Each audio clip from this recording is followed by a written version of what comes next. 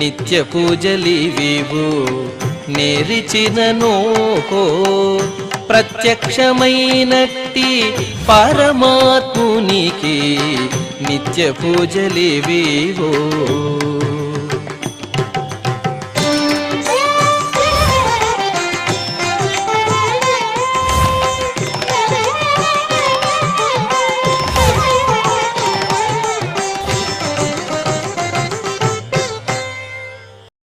ఓం నమో వెంకటేశాయ.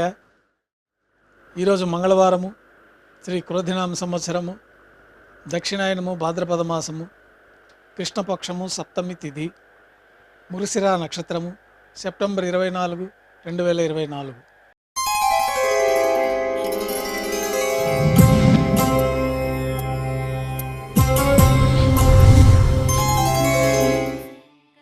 ఈరోజు మంగళవారము, విశేషమైన వారార్జిత సేవగా మనం అష్టదళ పాదపద్మారాధన జరుపుకుంటున్నాము.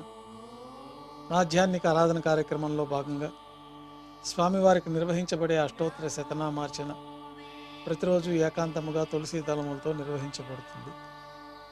ఈరోజు మంగళవారం అదే ఆర్జిత సేవగా భక్తుల దర్శనార్థం 108 అష్టదళ స్వర్ణ కమలాలతో నిర్వహించబడుతుంది. అష్టోత్తర శతనామార్చన తర్వాత శ్రీవారికి ఆధ్యాత్మిక నివేదనలు ఆరగింప చేయబడతాయి. వెంటనే సర్వదర్శనం ప్రారంభమవుతుంది. ఉభయ దేవేరులతో శ్రీ మలయప్ప స్వామివారి మేళతాళాలతో ఊరేగింపుగా విమాన ప్రదక్షిణంగా సంపంగి ప్రాకారంలో కల కళ్యాణ మండపానికి చేరుకుంటారు. కళ్యాణోత్సవం ప్రారంభమవుతుంది. పుణ్యాహవాచనము, అంకురార్పణ, రక్షాబంధనము, అగ్ని ప్రతిష్ఠ, స్వామివారికి అమ్మవార్లకి నూతన పట్టు వస్త్రాల సమర్పణ, మహాసంకల్ప పఠనం, మాంగళ్యాలకు విశేషమైన అభిషేకము, ఆరాధన, శ్రీవారికి ఆరాధన జరిపి శ్రీవారి తరఫున మాంగళ్యాలను అమ్మవార్లకు సమర్పణ గావించి ఈ సందర్భంగా శ్రీవారికి కర్పూర నీరాజనం, అమ్మవార్లకి కర్పూర నీరాజనం సమర్పించి విశేషమైన హోమాలతో పూర్ణాహుతి పూర్తయిన తర్వాత మాలా పరివర్తనం అనే కార్యక్రమాన్ని నిర్వహించి ఉభయ దేవేరుల్ని శ్రీవారి చెంతకు చేర్చి ఈ సందర్భంగా అక్షతారోపణం అనే వైదిక కార్యక్రమాన్ని నిర్వహించిన తర్వాత కర్పూర నీరాజనము, మహానైవేద్యము, తిరిగి కర్పూర నీరాజనంతో కళ్యాణోత్సవం పూర్తి అవుతుంది. కళ్యాణోత్సవం భక్తుల దర్శనం అనంతరం ఉభయ దేవేరులతో శ్రీ మలయప్ప స్వామివారి మేళతాళాలతో ఊరేగింపుగా ధ్వజస్తంభం వద్ద కల అద్దాల మండపానికి చేరుకుంటారు. అక్కడ ఊంజల్ సేవలో భాగంగా శ్రీవారికి వేదపారాయణ నడుమ ఊంజల్ సేవ నిర్వహించి కర్పూర నీరాజనంతో ఊంజల్ సేవ పూర్తి అవుతుంది.